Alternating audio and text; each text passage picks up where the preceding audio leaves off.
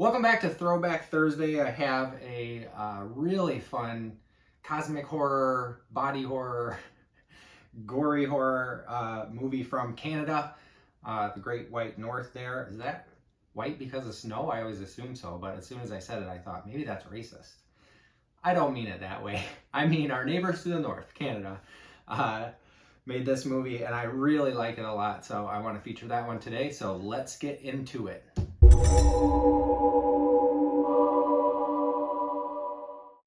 What's up, physical media fans? I have the Blu-ray of The Void, the 2016 film from Steve Kostanski and Jeremy Gillespie. Jeremy Gillespie? I think it's Jeremy Gillespie.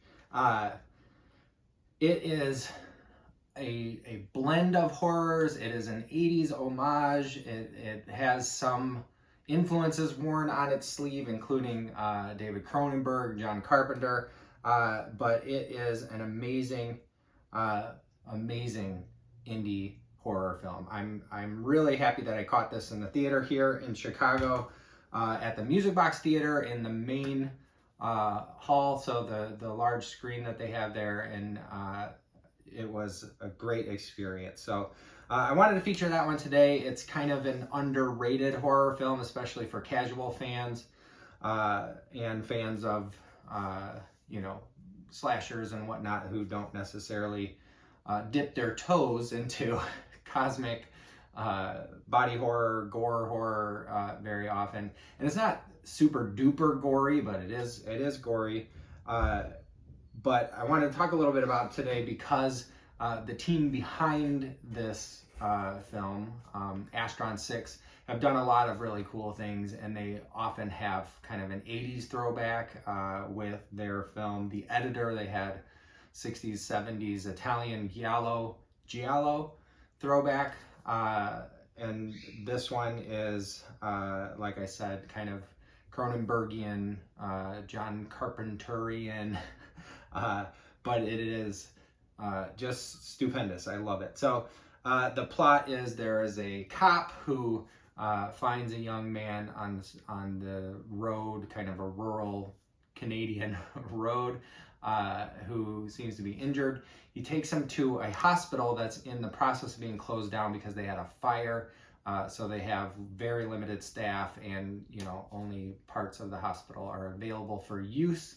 And there are some very strange cult members in white cloaks and hoods with black triangles over their faces, who surround this hospital and kind of keep folks in while things are going severely south inside.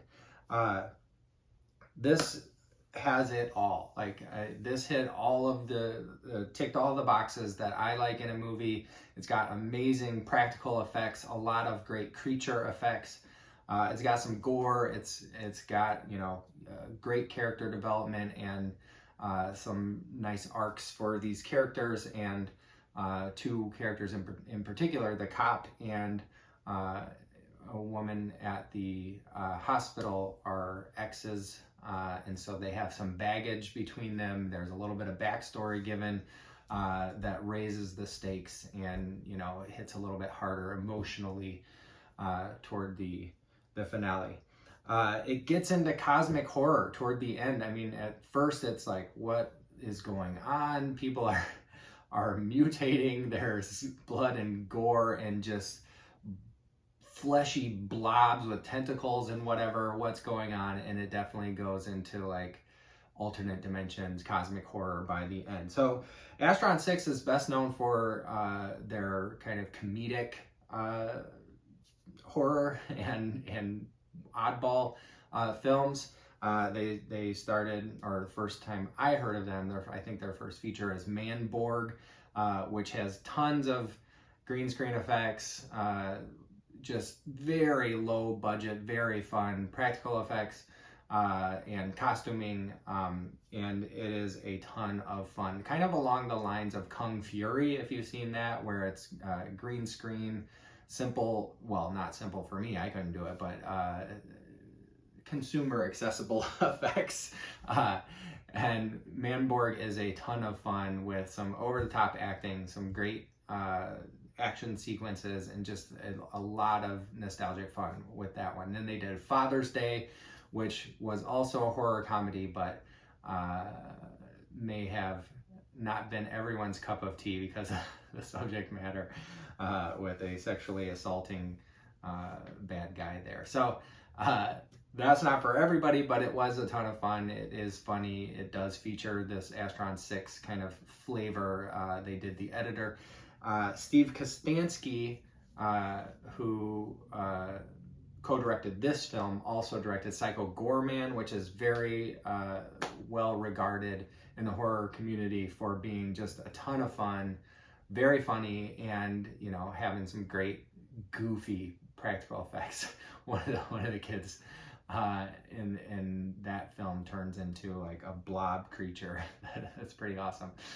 So in that film, it's kind of a kids on bikes adventure, but they find this demon alien dude that can be controlled by a gem. So the little girl, who's the sassiest of the group, controls this ultimate killing machine type guy. So that's pretty awesome. And then more recently they did Death Stalker, Astron-6. I don't know if it's Steve Kostanski by himself, but they also did Frankie Frico, which is a very uptight dude who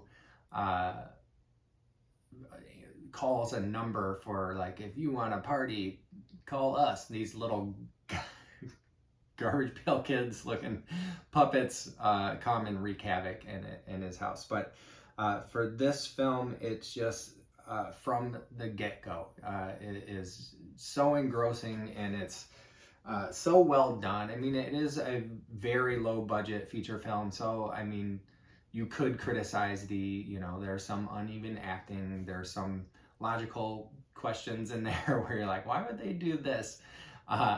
But overall, it is A+. I mean, this is one of my favorite movies, definitely my favorite of the Astron-6, and it does not really have that levity that the other Astron-6 films have. They're not leaning into the comedy. They're not, going for the laughs here. They're not shoehorning any jokes in. Not that they shoehorn them into other films. I mean, the other films are riotous and fun. But this one is kind of the only one that I know of. I think I know all of the Astron-6 films where they just went straight horror. And it is thrilling, it's scary, it's goopy and gross, and stomach churning at points. But like I said, these characters are developed so well, you really invest in their well-being and how they're going to get out of this seemingly impossible situation. So for that reason, I am a huge fan of this. This Blu-ray in particular is kind of rare because I saw it when it came out and loved it so much. I knew I wanted the Blu-ray, so I got it when it came out. I didn't realize that it was going to be kind of a hard to find gem later on. So right now, this Blu-ray sells for quite a bit, resale on eBay. I'll put my eBay store link in the description below as usual, but I am not selling this one, not yet. I'm hanging on to this. This is in my personal collection. I'm a big fan, but I wanted to highlight this one because it is streaming. You can either rent it, or it might be on one of your streaming services that you already pay for, and it is absolutely worth it. You should check it out, especially if you like cosmic horror. A Color Out of Space comes to mind right away. Richard Stanley's remake of that film, or adaptation of that story, with Nick Cage. That comes to mind right away just because it shares some similar themes and some cosmic horror and some body horror, but this is uniquely its own. I love the setting in the old hospital where it's dark, it's being closed down, there's some construction looking stuff going on, and the characters just do not know what is going on, and they're just scraping by to survive. And it's pretty plausible, and it's very well done, so that it elicits in the viewer a sense of unease throughout, and then terror once the things, once the stuff hits the fan. So highly recommended. Astron-6 films in general are not everybody's cup of tea. If you don't like their kind of goofball comedy horror, comedy action, comedy sci-fi, then you might like this one. Like I said, it is more straightforward horror. It's a blend of genres or subgenres of horror, and it is so well done. Apparently, this film was partially funded by an Indiegogo campaign, which I am all for. You know, like if the fans want to contribute to something and the product is this awesome, then I love it. That's a mixed bag, you know, like trying to do crowdfunding for film, especially horror film. Horror is already kind of niche, even though it is, you know, definitely broken into the mainstream. But things like Harbinger Down, where folks from, I believe, Stan Winston's studio wanted to make a practical effects heavy horror film, and they end up making kind of a pastiche of The Thing on a boat, right?